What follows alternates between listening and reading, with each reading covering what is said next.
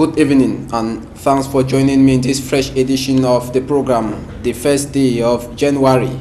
It is the first day in 2017. Happy New Year and thanks for joining me in this fresh edition. Tonight my guest is the director of the National Democratic Institute for Africa. My guest tonight doubles as the president of the Fomunyoh Foundation. Ladies and gentlemen, he is somebody you know him so well in Cameroon, Africa, and the world at large. My guest tonight is Dr. Christopher Fomunyoh.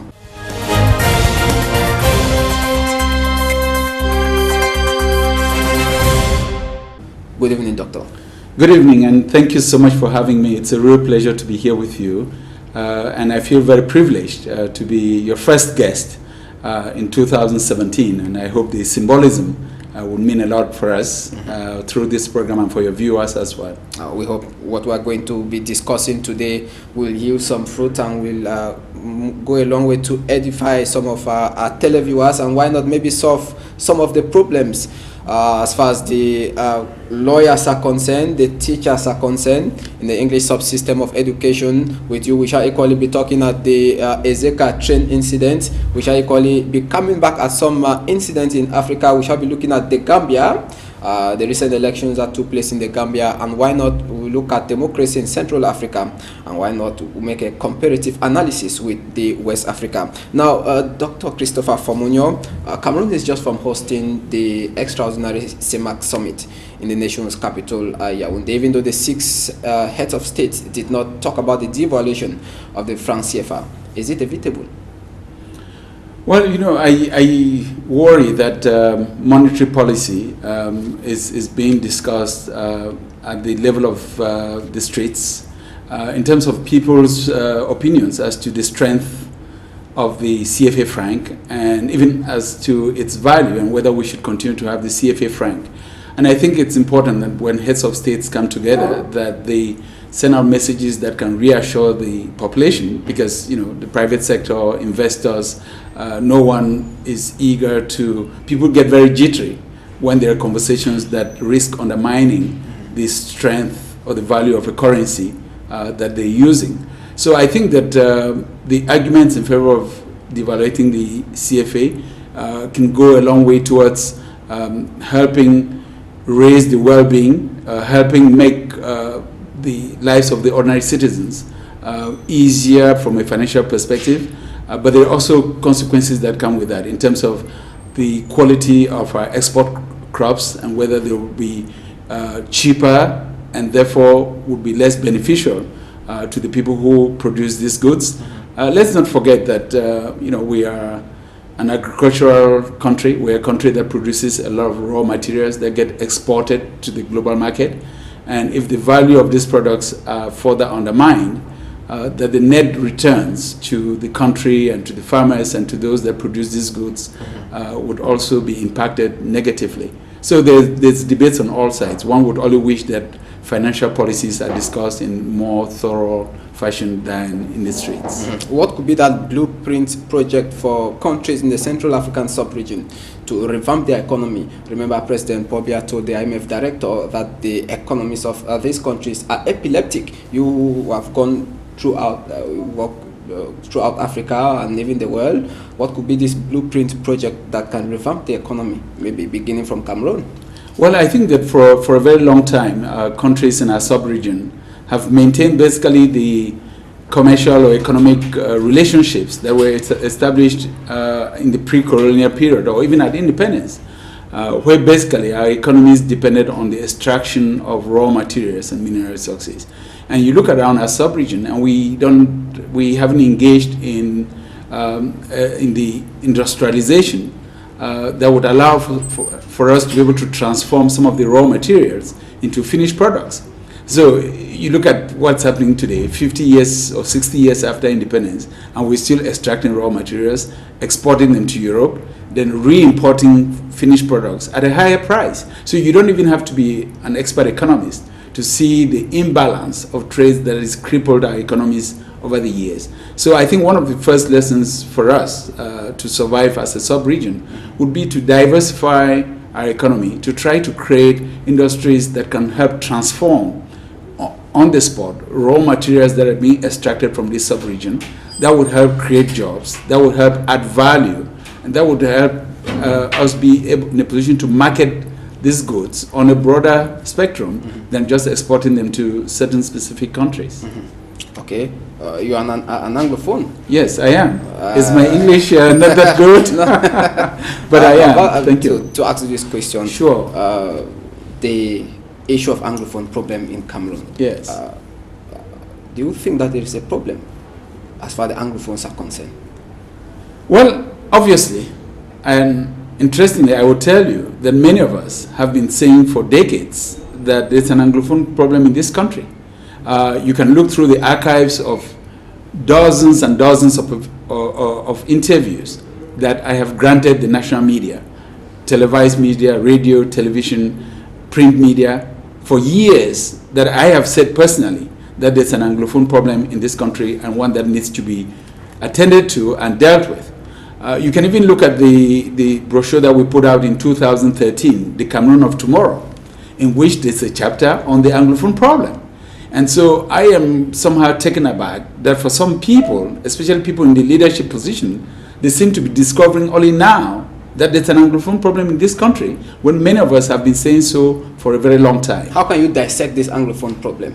Well, I think that the events of the past month have brought to the surface, have brought to the fore what all of these grievances have been.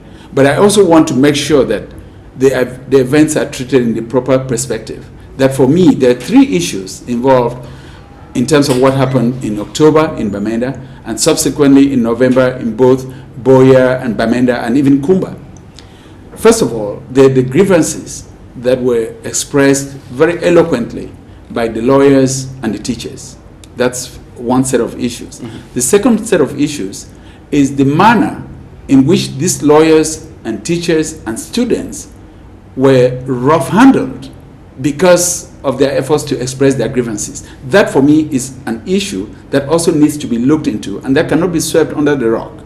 And then thirdly is this whole miscellaneous set of issues that have now been put on the table because of the reactions that populations have had to the first two issues that I mentioned in terms of the grievances of the teachers and the lawyers, and then the way in which people were rough-handled for even daring to express their views in what should be an open and democratic society. So I think if you break this down into three layers, then it makes for a more balanced conversation so that each one of these three issues is dealt with thoroughly in order to be able to find lasting solutions for the foreseeable future. So if somebody asks you today, what is your stand as far as the Anglophone problem is concerned in Cameroon, what will you say?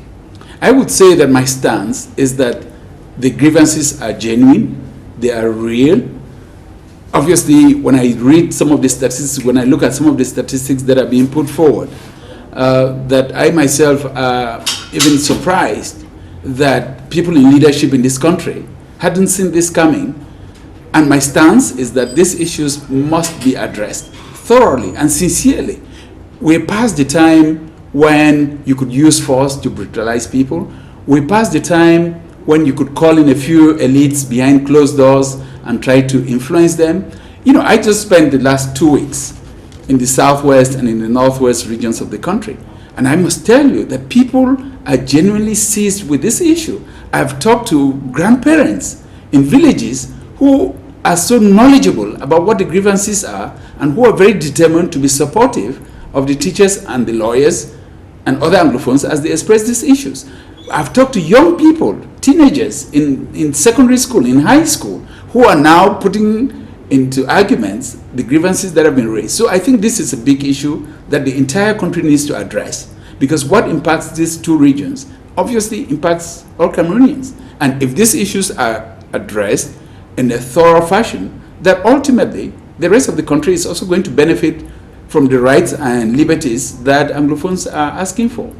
So if you were in the shoes of maybe a leader, you were asked to solve this problem, what will you do to solve the Anglophone problem that exists in Cameroon? Well, first of all, I have to say that on that particular question, I'm a little conflicted, because I have seen that a leadership that first denies the existence of the problem has a very difficult time diagnosing what the problem is, let alone finding durable solutions to the problem. So the leadership must convince us, Cameroonians, that it understands and acknowledges the problem and has the political will to resolve it. And then at that point, it's open to suggestions and ideas from people who have alternative ways on how the problems could be resolved. Secondly, I'm always very worried about proposing solutions to people who have not internalized those solutions. Take, for example, the question of decentralization. Some people have said decentralization is the best solution, but we know what the current government has done to decentralization in this country. That for over 20 years, since the Constitution of 1996, constitutional provisions with regards to the Constitution to decentralization have not been implemented. That people generally go out, they elect their mayors, they elect their local councillors, whom they hope would govern them, and then by decree, one individual sits in his office and appoints government delegates to undermine the legitimacy of mayors. So, do you give them another solution which they haven't internalized and hope that they're going to use that solution, which they may not even agree with, to then tackle this issue for the long haul? I think that, in some ways, this current crisis has brought to the fore the weaknesses and insufficiencies of governance in the country, and we need to have even a larger debate beyond the grievances that have been raised as to how we govern. That's federalism. If decentralization has failed, the lawyers and teachers have equally talked about federalism. Do you think that this could be the best option too, to come back to a two-state federation? Well, I think there's two ways of looking at federalism. There's one way of saying, let's come back to the two-state solution, because that's where we were before the United Republic, which then got transformed into the Republic, which is part of the problem. Because people would say to you that the United Republic was a combination of West Cameroon and East Cameroon, or West Cameroon and La République, and that the disappearance of the United Republic and its transformation into La République without a popular consultation, simply by decree, is at the heart of some of the problems that are being raised today. So, do you go that route, or do you reconfigure the nature of federations that emerge? But my primary concern is that even the solution of federalism cannot be handed and thrust into the hands of people who have not understood the concept, who do not believe in it, and then hope that they will be trusted enough to be able to implement it. They can create federalism on paper, like they've created decentralization, but then they don't implement it the way a true federation should work. And that would not have gotten us as a country out of the woods. So I have, my concerns are even deeper than the propositions that are being put on the table for discussion. So what can be done, Dr. Christopher Fomunyoh, to break this deadlock in Cameroon if there is no political will by those in power to change things? What can be done to break this deadlock? Well, I think they have to realize that this is an issue. This issue is big. This issue, the world has also changed, because this issue is being debated today here in our country, but it's being debated globally. Cameroonians, Francophones, Anglophones are demonstrating outside of the country. There have been demonstrations in Paris, in Brussels, in London, in Washington. There have even been demonstrations in South Korea. So it's no longer an issue that we can sweep under the rug. It's no longer an issue that a few individuals can get together and figure out how to tackle it, and tackle it in a way that doesn't gain the confidence of citizens. It's an issue that has to be taken very seriously. You may also remember that just 48 hours after the demonstrations began, I was in Cape Verde on official duty. But when I got the messages that were coming from home, I immediately saw the gravity of the situation, and I issued a statement on November 23rd. I issued a statement which said, this is a public statement, which said, this is a big crisis. This crisis has to be dealt with at the highest level of the state. And at the time, I even mentioned in my statement that I hope that President Paul Biya could step forward and address the nation. And I still believe today that if he had addressed the nation on the 22nd or 23rd of November, shortly after these demonstrations began, that he would have helped shape the conversation, and the situation would not have degenerated to a point where we are today, where a lot of other miscellaneous items have been put on the table. And so the silence of probably aggravated the situation. I think that it did aggravate the situation, as we see around the world. You know, when there's a major crisis, the head of state, whether it's in the United States, in France, in other African countries, they immediately step forward and assure citizens that they've heard the message, they're looking at it, they sympathize with what they're going through, and they're going to make sure that their grievances are addressed in a thorough manner. That's how you govern today. It's no longer, you no longer govern the way countries were governed in the 60s and the 70s, because we have social media, we have communication channels, people don't wait for you to make the decision. You have to step forward and take ownership, and also send a strong message that can assure all citizens that their interests are being looked into and that the issue will be dealt with. Mm-hmm. Now, you've been to Canada. Yes. You've seen the system in Canada, which is a bilingual country just like Cameroon. Correct. Now, when you look at the way the education system, especially in the English subsystem of education, is being handled in the country, does it make you regret that Cameroon is retrogressing, especially as education is concerned, the English subsystem of education is concerned, the use of the languages, that's the French and the English? The Anglophones are complaining that they are being gradually assimilated into the French system. Well, you know, besides going to Canada and being familiar with the Canadian system of and how the Canadians have managed their federation, I should also tell you that the United States of America is a federation of sorts, because states in the United States have a lot of autonomy, and constitutionally there are things that are states' rights, and there are things that the federal government of the United States handles if they're not under the jurisdiction of the states. I can also tell you that having worked on Nigeria, Nigeria is a federation in which state governors today are elected by people in each one of the states. So you're also talking to someone who went through the University of Yaoundé. I went through the University of Yaoundé in the 70s, from 1975 to 1979. I did my license at the time, my first degree in law. At the time, it was a 4-year program in the University of Yaoundé. And in the first 2 years at the time, we had to do what was called the tronc commun, before you then specialize in the 3rd and 4th years. So I have been through it, and I can feel the pain of how Anglophone students can feel disadvantaged if they're going through an educational system that is not very favorable to them. I remember in those days that the Polytechnique in Yaoundé, which was the only engineering school in Cameroon, went for many years, almost a decade, before a few Anglophones could get admitted into Polytechnique. So you can look at the statistics even of the engineering school and look at how many Anglophones have graduated through it. So I feel the pinch, and it's real. But I also say that bilingualism, and this is where I'm really saddened by this whole debate. Bilingualism is an asset. It's an asset that we can pitch, can sell, even internationally. You know, for countries like Mauritius and other bilingual countries that don't have other resources, they have used the fact that they're a bilingual country to be able to attract investors, to be able to attract international conferences. We could make Cameroon the bilingual hub of the world and be recognized for it.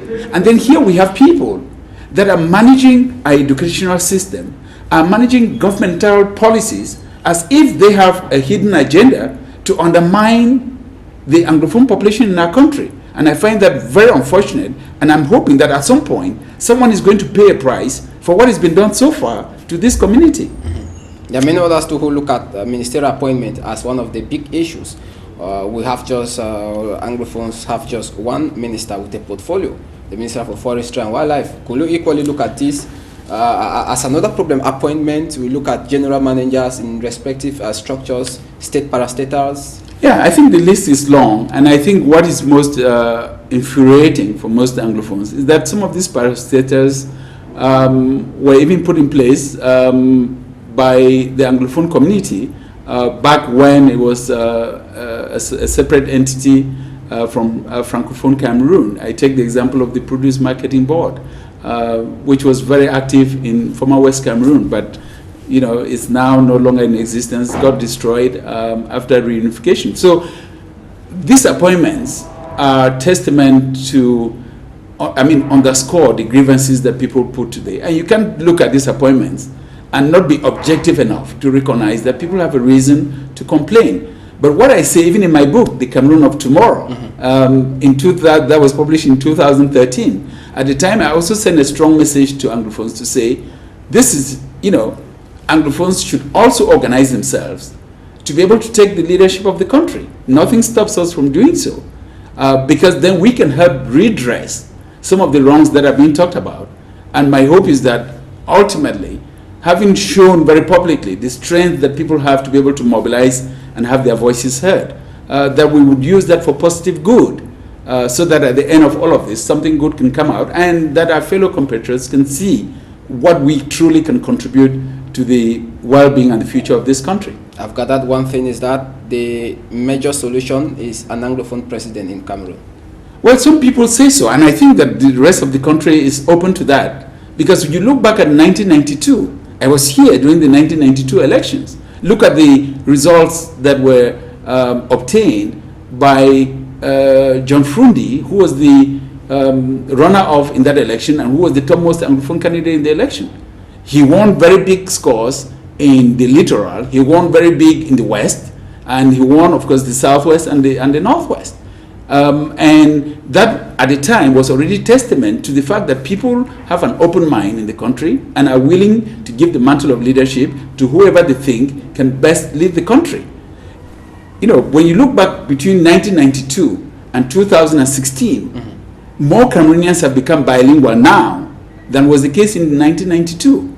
They've also become very open to the world, to the fact that the world is basically an Anglophone community globally, and that you look at the Francophones who are studying in Anglophone countries in Europe or in other African countries that are Anglophone.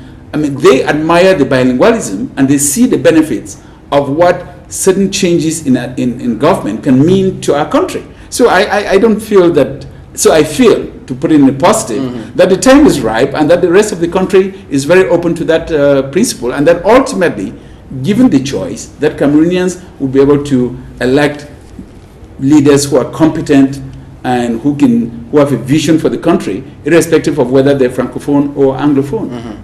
But if you ask today who can really take the command, John Frundi, as far as Anglophones are concerned, we have been seeing so many suggestions online, even you, Dr. Christopher Fomunyoh. Many are seeing your activities in Cameroon. You have not come out clearly. Are you going to stand as a candidate for 2018 presidential election? One of the criticisms that I've made in my book, in The Cameroon of Tomorrow, is that our democratization process has really been hampered or hindered or slowed down because in the 90s, when we had an opportunity to re-engage with multipartyism, when we had the kind of opportunity that a number of African countries have had and have been able to consolidate democratic gains and good governance, that we missed that democratization process because the debate was so personalized. We never had a debate about policies, about platforms, but everything was so personalized around individuals. And that because of that excessive personalization of the political debate in our country, we've really missed an opportunity to put in place viable institutions and processes that can allow us to renew the political leadership of our country without running into violence or without hiccups. And so, having put that criticism forward, I tend to look at the picture without zeroing in on myself or any other individual. Because if you approach the political discourse from that perspective, you're bound to lose out on the bigger picture and on the need to create a framework, a level playing field that allows Cameroonians to make free choices in terms of who should lead the country going forward. But Cameroonians cannot make a choice if you don't show your make your intention known to them. Are you going to stand for 2018 presidential elections? Well, I think that the debate about 2018 and about the country's future cannot be limited to one individual.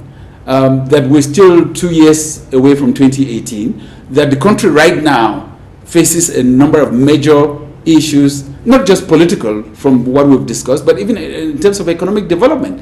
I've been traveling across the country And I must tell you that the hardship that I see on people's faces is real. People are hurting. You know, you go to the Grand North, you go to extreme north, and you see hardship in people's faces. People are going through enormous economic stress, and there's uncertainty about their future. You know, you go to the south, you go to parts of the center, you just, the places where you can't even go by road, or what is called roads doesn't really meet the standards of roads that can attract investments and foreign investors, and can attract the kinds of industries that we think are needed to be able to transform our economy. So we've got serious problems on which we should be very focused, and that ultimately, when we get to 2018, I think people, if the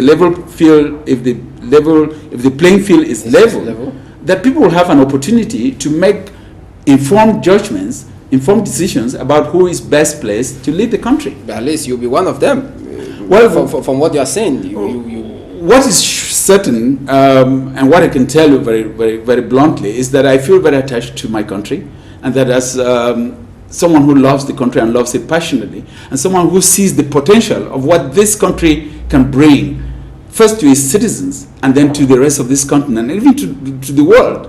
Someone who believes that Cameroon can compete at the global stage and regain its seat at the table of respected nations, that I wouldn't hesitate to make my contribution when it gets to time, in however constructive that can be.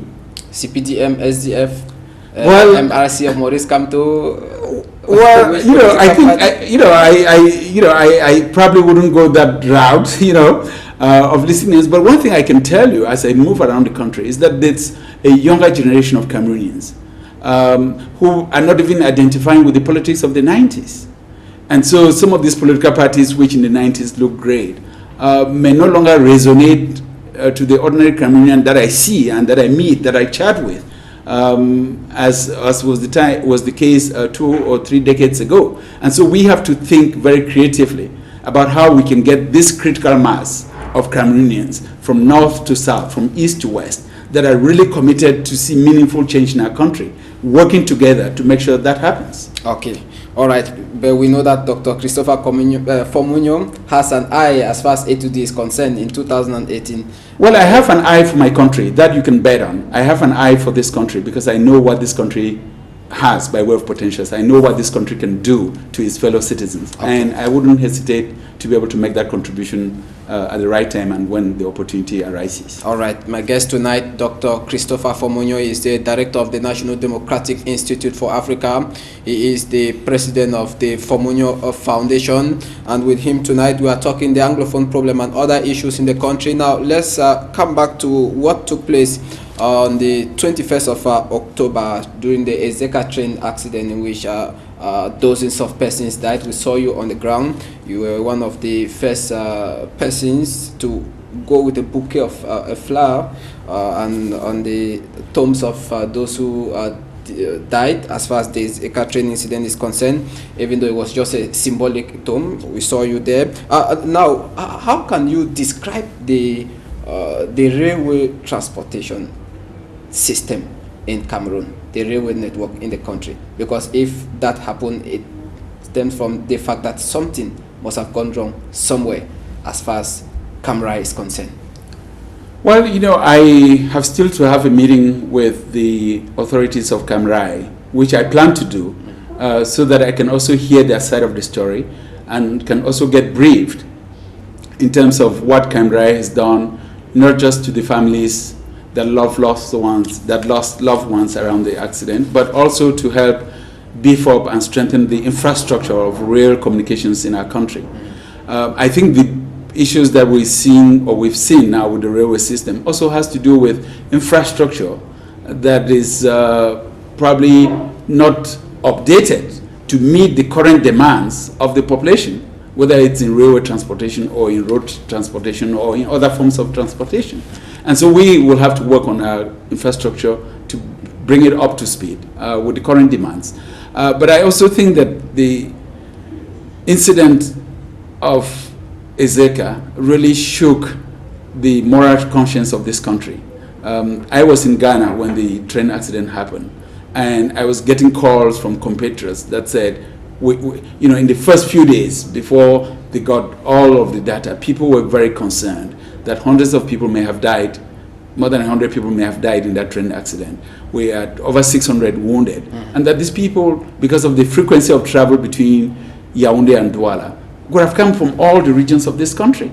And so the country was really going through a lot of pain. And that's why I felt I should immediately come back and visit with those that were wounded and hospitalized in Yaoundé Hospital. And also come out to Ezeka and see the place of the accident myself. And then talk to the medical team at the hospital in Ezeka that were the first responders, because in every crisis management, the first responders have a lot to say in how many lives get saved. And that for me, gave me an opportunity to provide some moral support to the victims and their families, and to those who were hospitalized, to let them know that they were not alone and that the rest of the country was grieving with them, including their brothers and sisters who may be residing outside of the country. I'm hoping, as I said then, that I was hoping that the commission that was set up would release a report that would inform Cameroonians as to the real causes of this accident and as to the steps that will be taken to make sure that future accidents don't occur. We were told in the decree that formed the commission that the commission will release its statement in 30 days. November is gone by. We're now in the 1st of January 2017, and people haven't had the report from the commission that was set up to investigate the accident. I'm hoping that in the coming days, that report will be released publicly so that we can all be informed about the causes and consequences of this accident and be assured that steps will be taken to make sure such accidents don't occur in the future. Does it tell you something about crisis management in Cameroon? There's a lot to say about crisis management in Cameroon, even just from this accident, as well as from other accidents that have happened.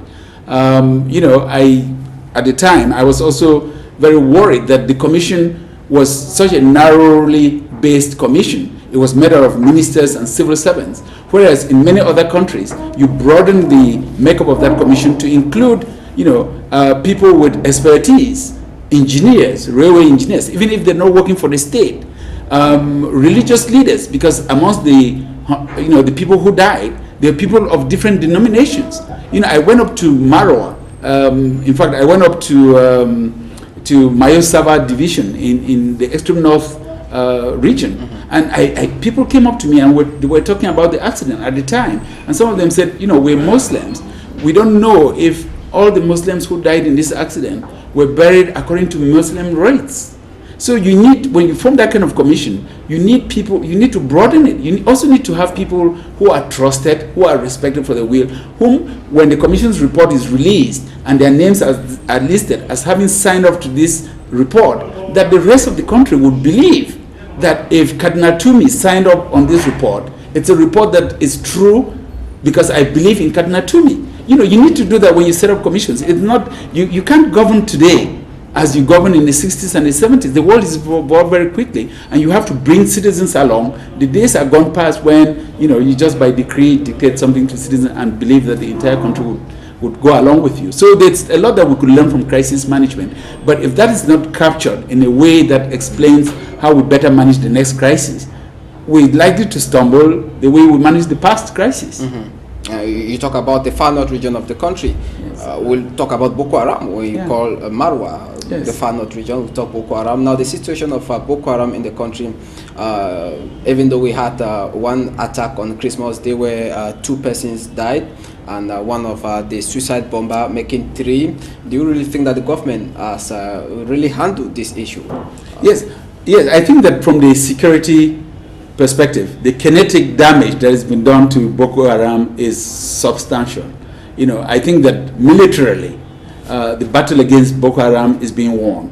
And I would like to take this opportunity to congratulate our brothers and sisters who are serving in uniform, who have put their lives on the line so that the rest of us can continue to enjoy the peace and liberties that we do enjoy at this point. So militarily, we've done extremely well. And the multinational forces also need to be praised, because you've seen that since the combination of forces between the Cameroon forces, the forces from Nigeria, Chad, and Niger Republic, that combined action has really borne fruit, because it's deprived Boko Haram of hiding ground, of the possibility of attacking one country and then running to seek refuge on the next country across national boundaries. So that multilateral approach has really been very helpful, and our brothers and sisters have worked extremely hard to defeat Boko Haram militarily. Now, from time to time, we have these isolated incidents, but you're dealing with a very porous border, and you're dealing with a terrorist group that has been so outbeaten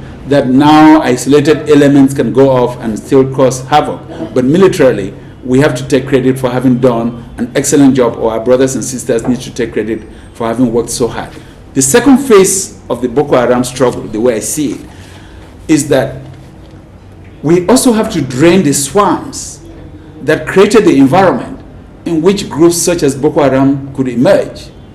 We have to create opportunities for young people to see a better future for themselves than allowing themselves to be roped into organizations like Boko Haram. And so if we don't create employment opportunities, if we don't create a sense for a better future for all of these young men who are out there unemployed, that even if we deal with the Boko Haram of today, in 5-10 years, if there's no development around those areas that can give a sense of meaning to young people, then we may be dealing with another kind of crisis. It may not be called Boko Haram, but the future will still be very uncertain. So I'm hoping that while this multinational effort has been very successful on the military side, that our leaders can put the developmental issues on the table and also get the kind of collaboration and support, including from the international community, that can allow us to be able to undertake development projects in that part of the country so that we can create a future for all of these young people and deter them from allowing themselves to be influenced by groups, extremist groups such as Boko Haram.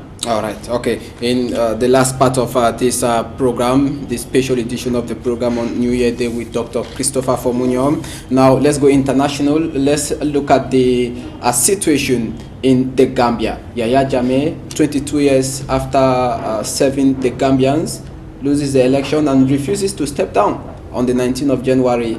This coming 19th January, he's expected to leave, and Adama Barrow comes in. But, how can you describe this situation in the Gambia? Well, I think that Jammeh Yahya, like many autocrats, has outlived his time. But like many autocrats, he doesn't realize that he's outlived his time.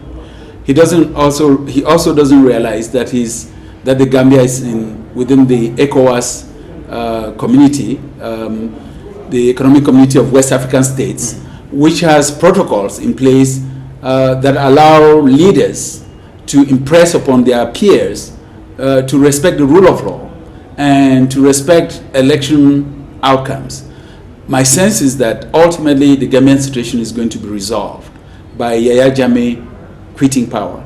Having the Gambian people having spoken so loudly, and with Yahya Jammeh himself having acknowledged losing the elections, I do not see any circumstances under which he's going to be able to maintain himself in power.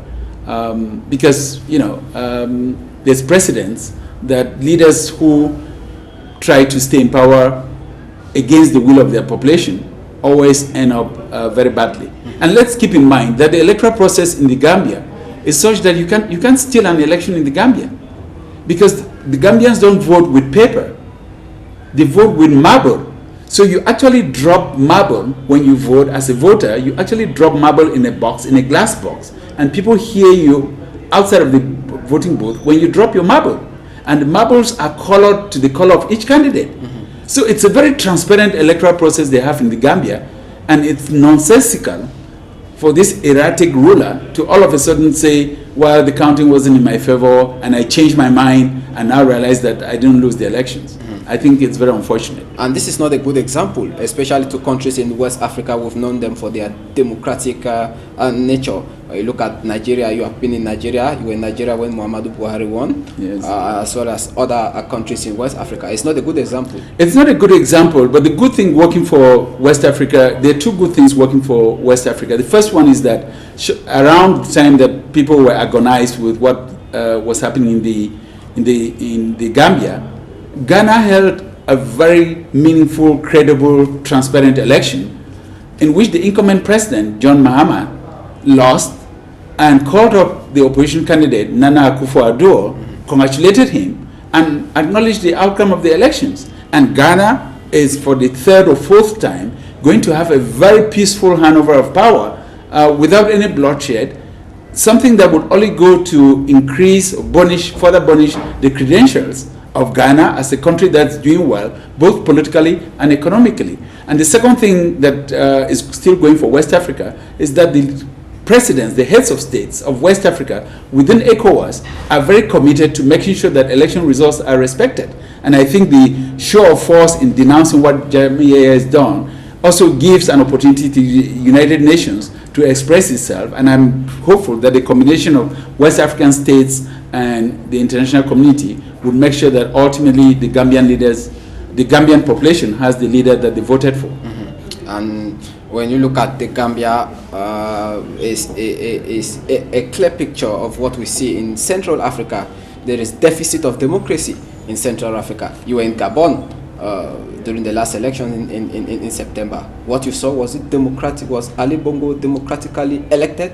Well, I was in Gabon in October. I also had been in Burundi before that, and we saw what happened in Burundi. We are aware of what happened in Congo-Brazzaville. We are aware of all of the contentious claims around the elections in Chad, and we must admit that our sub-region has got problems with electoral practices, and that the contrast between what transpires in West Africa and what transpires in Central Africa is very stark.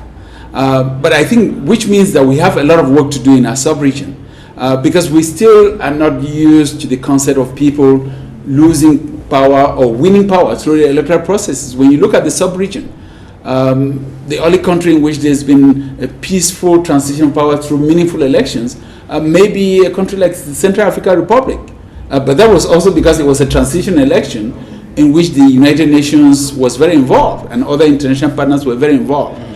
This means that civil society in Central Africa has to continue to be given the space to be able to do the kinds of things that civil society does in West Africa and even in Southern Africa to contribute to the conduct of credible elections. We have a lot of work to do.